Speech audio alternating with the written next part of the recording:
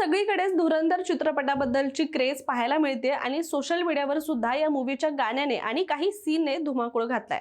मात्र आता या चित्रपटावर social media influencer Konkan hearted girl म्हणजेच अंकिता वालावलकरने एक विधान केल्याचं समोर आलंय, ज्यामुळे तिचं नेटकऱ्यांनी कौतुक देखील केलंय। भारत पाकिस्तान संघर्षाची पार्श्वभूमी आणि हेरगिरी याची उत्तम सांगड घालून दिग्दर्शक आदित्य धरने हा चित्रपट बनवलाय। त्यामुळे हा चित्रपट भारतीय सिनेकरांच्या पसंतीस उतरलेला असून दररोज रेकॉर्ड ब्रेक केले जात आहेत। रणवीर सिंह या चित्रपटात मुख्य भूमिकेत असून त्याच्यापेक्षा अक्षय खन्ना यांनी साकारलेली रहमान डकेत हा डॉन प्रेक्षकांना जास्त भावलेला आहे। अक्षय खन्ना यांची एक डान्स स्टेप सुद्धा सध्या सोशल मीडियावर प्रचंड हिट ठरली आहे आणि त्यासोबतच सोशल मीडियावर day one as a spy in Pakistan हा ट्रेंड सुद्धा सुरू झालाय। याबद्दलच अंकिता वालावलकरने व्यक्त होत ती म्हणाली आहे की एवढं तुम्हाला सोपं वाटतंय का स्पायचं काम, ज्यावर आपण रील्स बनवू शकतो, जोक करू शकतो। स्पाय बनणं हे तितकं सोपं नाहीये। एका वेगळ्या देशात वेगळ्या ओळखीसह ते राहत असतात, तिथून ते देश सेवाच करत असतात असं ती म्हणाली आहे। शिवाय सतत तणावाखाली असताना हुशारी दाखवून देश सेवा करणं